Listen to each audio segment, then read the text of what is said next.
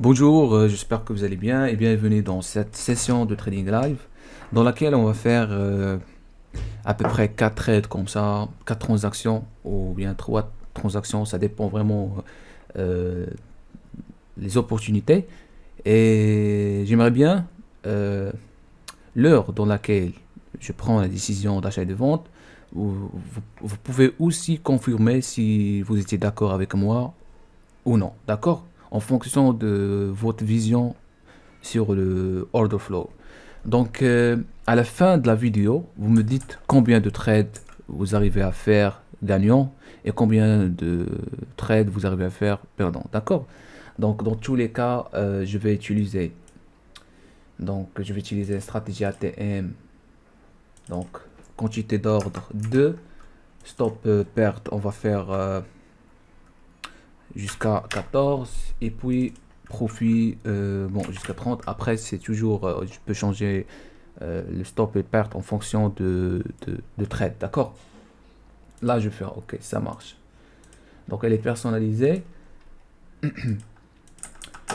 Donc voilà, restez avec moi et vous pouvez me dire à quel moment vous pouvez prendre c'est-à-dire une fois que je vais décider de prendre l'édition, vous pouvez confirmer sous les commentaires est-ce que vous étiez d'accord, oui ou non, d'accord.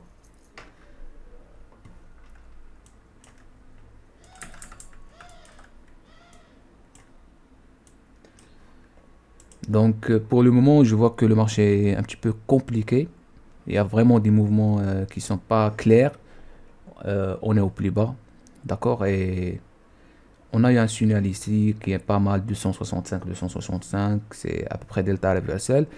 Mais je m'inquiète un petit peu parce qu'on a vraiment des frontières. Donc ça a été un bel mouvement, mais on a vraiment des frontières. Donc ici, le delta commence à accélérer avec un... Mhm. Donc là, je prends une décision, voilà. Donc je prends une décision de vente et je mets le stop derrière le séquençage, d'accord. Donc vous pouvez me dire est-ce que vous êtes d'accord avec moi ou non. Donc j'ai pris la décision en fonction de séquençage parce que c'est la combinaison de résistance. Même si on a un mouvement qui est haussière, on a plusieurs frontières, d'accord. Et même on est au plus bas. Donc j'ai pris la décision parce que je pense qu'on peut atteindre encore un nouveau plus bas. Ce qu'il faut savoir, c'est que pour le moment, je n'utilise pas le carnet d'ordre. Donc j'utilise juste le footprint tout seul. Donc si vous étiez d'accord avec moi pour ce trade-là, vous pouvez confirmer un sur 2 ou bien un sur 3 pardon. Et si vous n'étiez pas d'accord, cela ne signifie pas que vous n'avez pas une vision qui est claire ou bien non. Meilleure chose à faire dans le trading, c'est de rien faire. Donc pour le moment, on est à 100 dollars.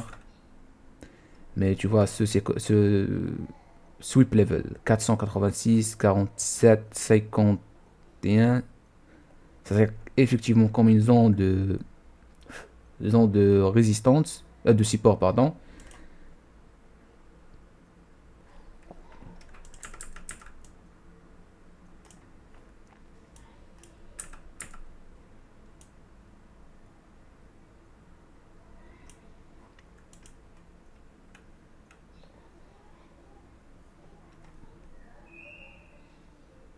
Donc déjà ici, on a une sorte d'absorption, 487 avec 2960 de volume, qui montre effectivement que il y a vraiment sur ce niveau-là, il y a vraiment des passifs sellers qui absorbent. Mais vous voyez, on peut rester longtemps sur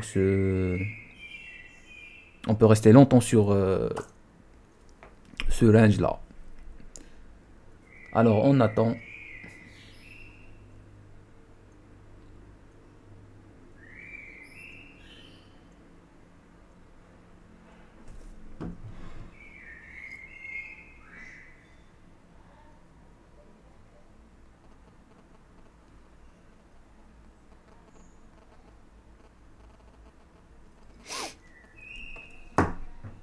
Donc on approche toujours sur à peu près sur point d'entrée. et le prix prend énormément de temps. Donc je vais vraiment pas voir une vidéo qui est longue. On est déjà à 5 minutes. Donc j'aimerais bien faire petite pause comme ça. S'il y a vraiment un mouvement, soit vers le haut, soit vers le bas, je vais partager avec vous. D'accord? Donc bonjour tout le monde. Voilà, je relance la vidéo. Et comme vous voyez, donc j'ai fait petit paramétrage. Donc normalement, actuellement, j'étais à 300 $. Et le marché commence à ranger puisqu'on est plus bas. Donc je vais vous montrer. Alors restez avec moi parce que j'ai fait quelques paramétrages. C'est pour cela il calcule. Donc comme vous voyez ici,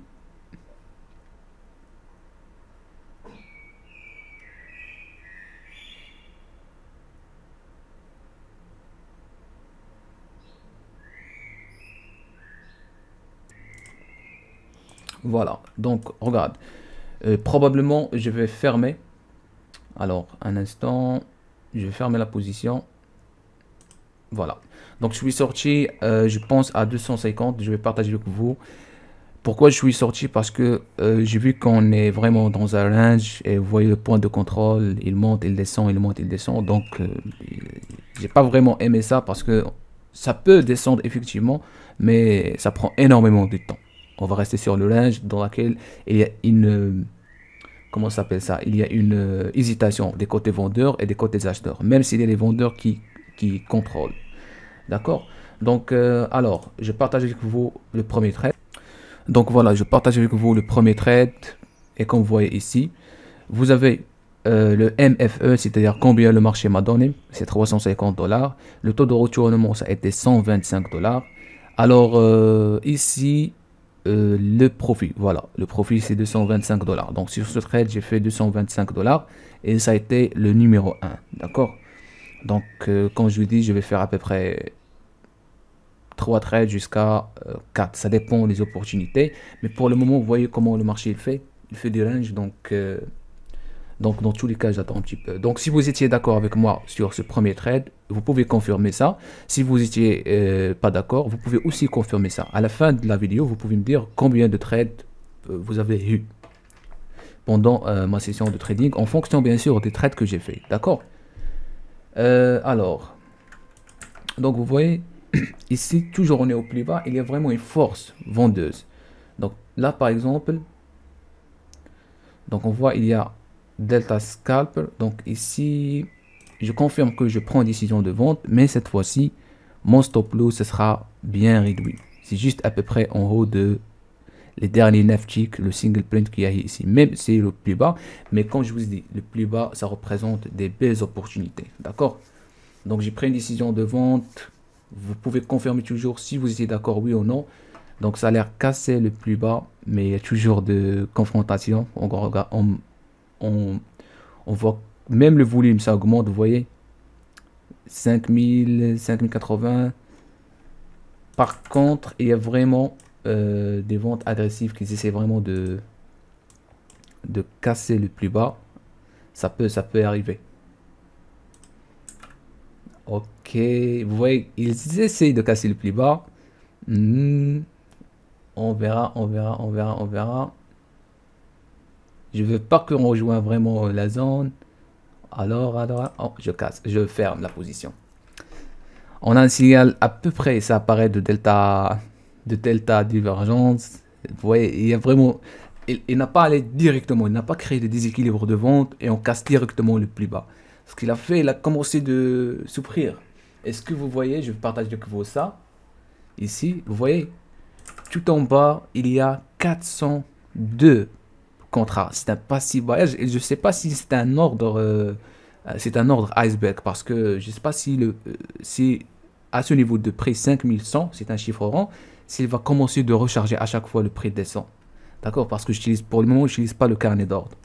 Donc c'est pour cela que je suis sorti. Donc, si vous étiez d'accord avec moi, vous pouvez confirmer ça, oui ou non. Donc, au niveau des performances, je vais faire tout simplement générer. Donc, le ETD et le MFE, le marché m'a donné à peu près 200 $. tout simplement, j'ai pris juste les 150. Donc, j'ai laissé à peu près 4 ticks comme ça au marché. Ah, pardon, 2 ticks, 3 ticks. Parce que je suis à 2 contrats. Le MAE, le taux de retournement, c'est 50 $. Ça a été bien. Donc, voilà. Donc, je suis maintenant à 375. Et le marché est toujours en mode range. Donc, c'est normal, on fait des scalping. C'est pour cela que je reste pas énormément de temps sur le marché. Donc, je visualise le marché et on verra s'il y a vraiment des trades à faire. Donc, vous pouvez toujours laisser le commentaire. Est-ce que vous êtes d'accord avec moi, oui ou non, sur ce trade que j'ai fait? Ici, on voit effectivement 7 contrats. On verra s'il y a vraiment... mais pour le moment, la fin de la bougie n'a pas encore terminé. Donc, on peut passer de tous les acheteurs à tous les vendeurs. Ce qu'il faut savoir aussi, on est au plus bas. Donc, ça représente des opportunités vraiment efficaces pour achat. Mais j'attends vraiment le bon signal. Tu vois, j'attends vraiment le bon signal parce que ça peut créer à n'importe quel moment une évolution rapide sur le marché. Donc, regarde ici, delta négatif, delta positif, et on voit effectivement un delta qui est fort.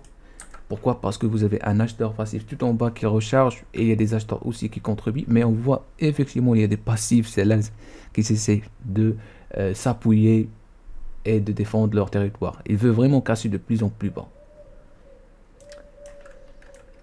Moi je pense qu'on peut passer à 5088 rapidement. Mais le marché actuellement c'est en mode... terrible, c'était le mode neutre. Là, par exemple, alors un instant, Data Scalper qui vient d'apparaître. Est-ce que ça a l'air intéressant? On verra. Vous voyez, en fait, parmi les traders que je le connais, une fois ils vont voir ce signal de Data Scalper, ils vont prendre décision d'achat. Mais la bougie n'a pas encore terminé et le signal de Data Scalper, c'est pas un indicateur, il est basé sur le prix. C'est un indicateur basé sur le volume. Donc il apparaît, il réapparaît. Il apparaît, il disparaît, pardon. Donc on ne peut pas confirmer effectivement ça, c'est un bon signal. Mais effectivement ici on voit un volume important, delta tellement positif. On a une sorte à peu près de delta flipping, mais il manque ici le 0. Donc vous voyez, de tout à l'heure on a eu 800, 1000. Mais maintenant c'est 774. C'est rien du tout. Mais ici, vous voyez, ça, c'est déjà une zone, un territoire pour les acheteurs. Ici, nous avons une zone parfaite pour les acheteurs.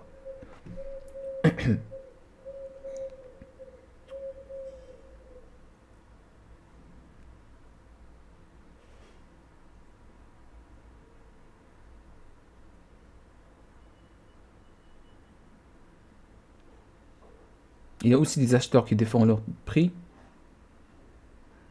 Donc, je pense que je vais faire un petit scalp. Ah oui, je fais petit scalp pour achat. Voilà. Donc, je vais faire un petit scalp pour achat. Et je mets le stop juste au plus bas. Pardon, voilà, au plus bas de cette bougie. Je voulais prendre la décision précocement. Et je mets le stop juste au niveau de séquençage.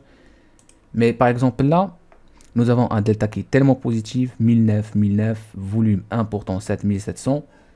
Ça a l'air intéressant, d'accord? Donc je cible quoi? Je cible tout simplement le plus haut du range qui est là et qui montre aussi un shift entre l'offre et la demande. Donc vous pouvez toujours confirmer avec moi, est-ce que vous pouvez prendre cette décision, oui ou non? D'accord?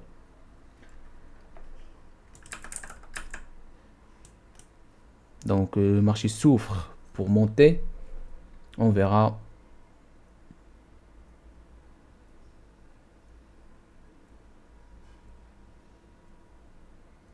Sorte d'absorption, dans ce cas les passifs sont là, franchement. Ok, on verra ce qui va se passer ensuite.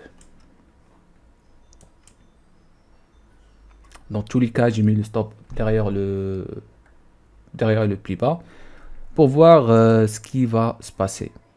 Après, le taux de retournement maintenant c'est 125 $ comme ça. Donc ici par exemple, vous voyez Delta Scalper ici sert comme une zone de support. Je ne sais pas si ça a l'air marcher parce que je vois que le delta ici ça se dégrade. On était de tout à l'heure 1000, après 325 et puis 10. Donc je sais pas si ça a l'air marcher ce trade là.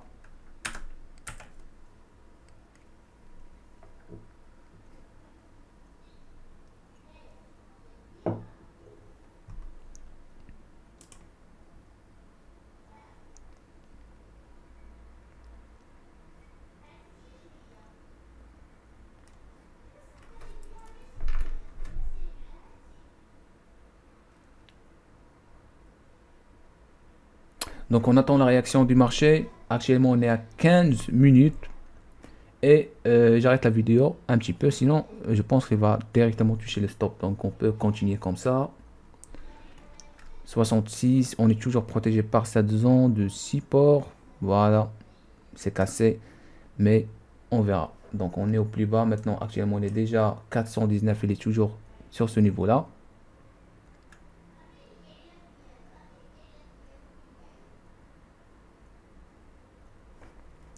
Donc il a touché mon stop et je peux maintenant déclencher que effectivement ça c'est trade pour vente, puisqu'on a vraiment même si vous avez Delta Scalper, ça n'était pas vraiment bien passé. On a eu 1009 sur le Delta. Effectivement ça a été un bon Delta qui est positif, mais lorsqu'on a vu que 1000 et le marché n'arrive pas, comment on peut toujours rester pour achat? Donc il y a vraiment des vendeurs agressifs qui sont prêts pour descendre encore et encore le prix. Donc pour le troisième trade, elle est négative, d'accord? Donc on verra le quatrième trade et après on met le bilan. Donc j'ai mis le stop derrière le séquençage. Donc comme j'ai déclaré que on peut atteindre facilement les 5088. 5088 c'est ici. Donc 5090, 5088.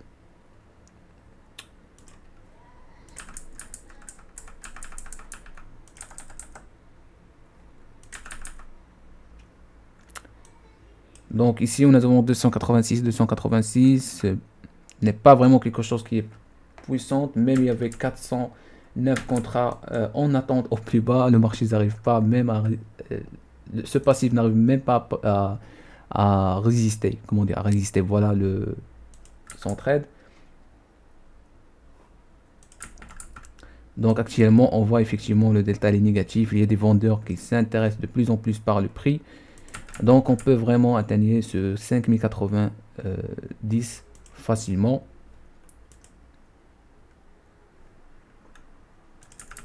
Il n'y a même pas des passives sellers, des passives buyers qui protègent la zone.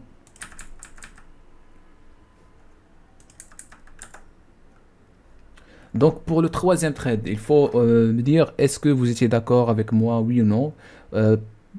Et pour le quatrième trade que j'ai pris, parce qu'on a fait choper par ce trade de Delta Scalper et en même temps Delta qui était positif. Donc vous pouvez confirmer avec moi ça, d'accord? Et maintenant pour le quatrième trade, vous pouvez toujours m'indiquer est-ce que vous étiez d'accord avec moi pour ce trade, oui ou non. Donc par exemple ça c'est c'est à peu près la même chose ici. On a eu 1009 et le marché n'a pas réagi. Donc on peut vraiment voir petite correction et après le marché continue à descendre parce que ce que je constatais, il y a vraiment des passives sellers qui supportent le mouvement, à part les agressives sellers.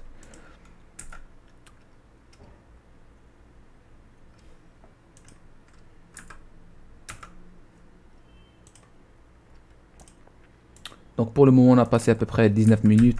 Le marché n'est pas vraiment aujourd'hui, le marché n'est pas vraiment c'est à peu près neutre, tu vois, il n'y a pas vraiment de mouvements volatiles. Je le constatais même le matin.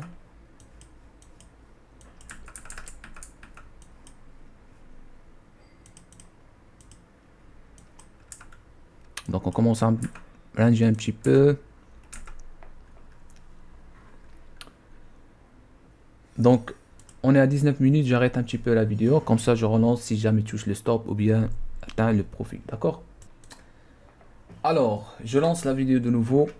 Et actuellement, je suis à 625 $.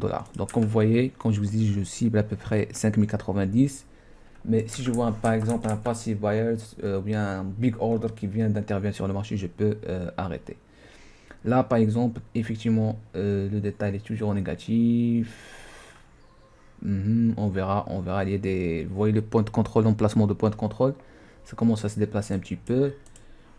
Est-ce que on aura une continuation du marché, oui ou non? Augmentation de volume.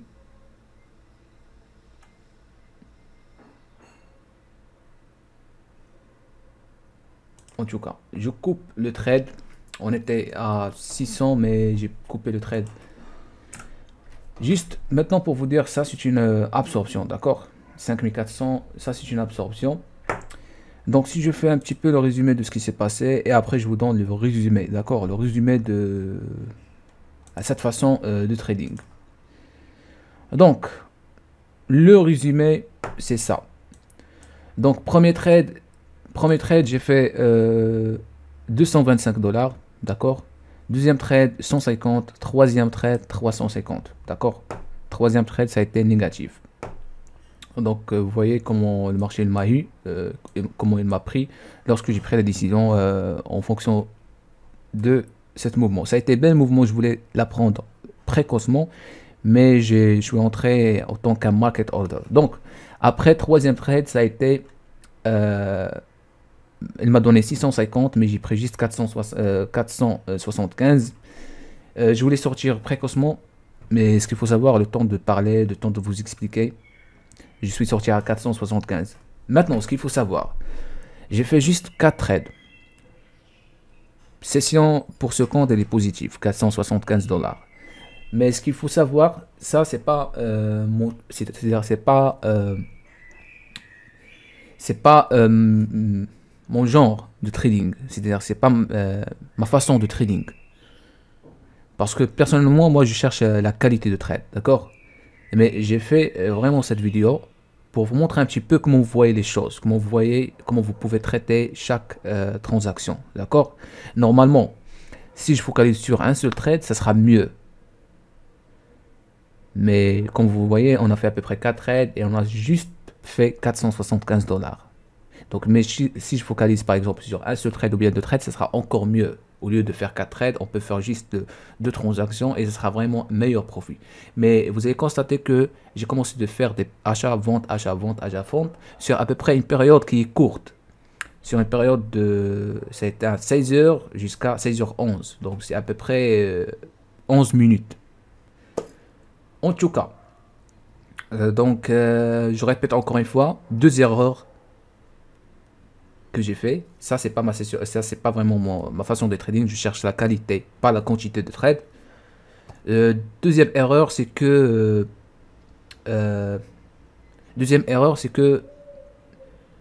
j'ai pas vraiment été focalisé 100%. C'est-à-dire, le temps que je parle, je dois vraiment couper le trade rapidement. Après, je l'explique, d'accord? Mais en tout cas, c'est pas grave.